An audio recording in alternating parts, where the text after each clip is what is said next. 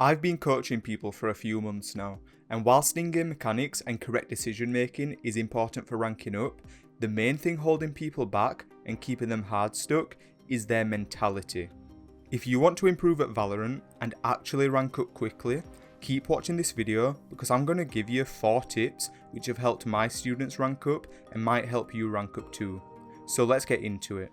Tip 1. Implement the play to improve mentality. The number one thing that took me from an average Valorant player to a top 2000 Immortal 3 player was by implementing the play to improve mentality. A lot of people tell you that you should play to improve, but what does that really mean? The way that I define playing to improve in Valorant is trying your absolute hardest to win every round whilst analysing each death and figuring out how you died. Trying your best to win every round means calling a pre-round plan for your team, calling key information mid-round, making sure you aren't distracted while playing, and putting full focus on your mechanics to give yourself the best chance to win each gunfight. Winning every round you play isn't possible, but trying your best to win every round is still important, and means that you're going to be playing at your edge. This is important so that when you're analysing your gameplay to figure out what's going wrong, you can't give excuses like, oh, I wasn't paying attention, or oh, I wasn't focused, and you can extract the most value out of your analysis as possible. Moving on to the next part of the play to improve mentality is analysing every death. I believe that this is the best way to consistently figure out your mistakes within Valorant.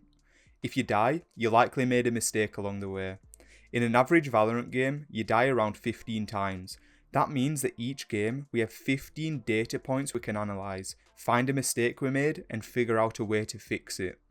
You could argue that you can even find mistakes in rounds that you won and didn't die in. This is true, but those are harder to see. 80% of the deaths you have in Valorant are likely unnecessary, and an average of 15 deaths each game gives you more than enough data points to analyse. If you learn something from even 3 of those deaths each game, you're going to improve at a scarily fast rate. Combine that with playing your absolute best each game, you're going to be improving and climbing quickly at the same time. So implement the play to improve mentality and you're going to reach your goal rank faster than you ever expected. When it comes to analysing deaths, you can do it when you're dead and just think about what you did wrong, but something I like to do is shadow play my deaths and re-watch them to see exactly what I should have done differently. Sometimes the mistake is obvious and sometimes it isn't. If you aren't exactly sure what you did wrong, or you don't know how to fix the mistakes, it might be best to have a higher elo player look at the clip or your gameplay and see if they can figure out a solution. Another good way to fix gaps in your knowledge is by watching informational videos like this one, either from me or other Valorant channels focused on improvement and education. Tip 2. Insta-locking versus filling. When I coach people, one of the things I see most often is that their tracker has a ton of different agents played, and this is not the best way to improve or rank up quickly in Valorant. I don't know who has been lying and saying that filling is good, but outside of high elo games, it isn't something that you should ever do. A low elo player filling initiator, when they're usually a duelist main, is a recipe for disaster. Since you don't play the role often, you have to put more focus towards using abilities that are unfamiliar to you, and adopt a playstyle that's also unusual. On top of that, the players that you're supporting as an initiator aren't even good at the game, and won't be able to make good use of your utility even if you use it perfectly. In my opinion, it's always better to play 1 or 2 agents in the same role every single game. This is because you get to form habits. You start to understand the role that those agents play within a team comp, and you get familiar with their abilities and the best spots on the map to throw your util, meaning you can put less intense focus on using abilities or knowing how to enter site, and more focus on your mechanics, leading to you winning more gunfights and improving your mechanics as a whole. Think of it like this. It's better for your team to have you on an agent that you're familiar with than it is to have you on an agent that you're playing for the first or second time, even if on paper that agent fits better within a team comp. You're going to play more confident, you're going to perform better, and at the end of the day, you getting 5 extra kills in a game because you're familiar with your agent would likely be better for your team than throwing a Sovidat back site for your duelists that don't even follow up on it. Tip 3. Stop letting the scoreboard affect how you play. So from coaching people, I've learned that many players have up and down confidence, and this is something I even recognise in my own games in high elo. If they have a good start to the game, then they aren't afraid to take fights, they aren't afraid to make calls, and they have no problem calling for util.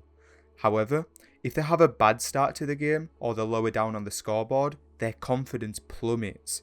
They play timid, scared, and don't communicate the same way that they do when things are going good. If you want to rank up, and especially if you want to rank up fast, then this is something that you need to fix ASAP. If you didn't need to use tab to see ults or see who's alive on the enemy team, I would genuinely tell my students to unbind it. You need to be playing every round the same way you would when you're top fragging, even if you're at the bottom of the scoreboard. Communicate the same way, take fights the same way, do literally everything the same. If you click this video, you're someone who wants to both improve and rank up in Valorant. Shutting down after a few bad rounds does not take you closer towards that goal. Learn to stop giving in to the feeling of low confidence and force yourself to play with full confidence. Fake it until you make it. After a few rounds of forcing yourself to take fights despite your lack of confidence, I almost guarantee you'll be climbing back up the scoreboard and giving yourself the best chance to win your game. Tip 4. Watch pro player VODs. Something that helped me become an Immortal 3 player was watching people who were better than me play the game consistently. When I say pro player VODs, I don't mean actual pro games, since very little from pro games carries over into ranked. I would watch 10-minute highlight videos from players like Demon 1, TenZ and Sinatra, and I would study how they got frags. I realised that mechanics were the number one thing separating high elo and low elo players, and I would put my full focus on improving that aspect of my game. I'd watch these highlight videos from a Radiant player and study everything from how they shoot the gun, how tightly they hold angles, and exactly where they place the crosshair. Then, in my own games, I would try to replicate it one-to-one. These players have spent thousands of hours on Valorant and video games in general. You can just watch and copy them and accelerate your learning process extremely quickly. You learn little things like what spots they use their utility on, what angles are good for different guns, and in general, you get to see how Valorant is played properly. This might sound weird, but I see it as brainwashing myself and upgrading my standards of what good Valorant looks like. I might get a few good kills and think I have good mechanics, but if I compare my gameplay to someone like Primis, I look like a bronze player. Watching better players than you opens your eyes to how much better high Radiant players really are and how much room you have to improve.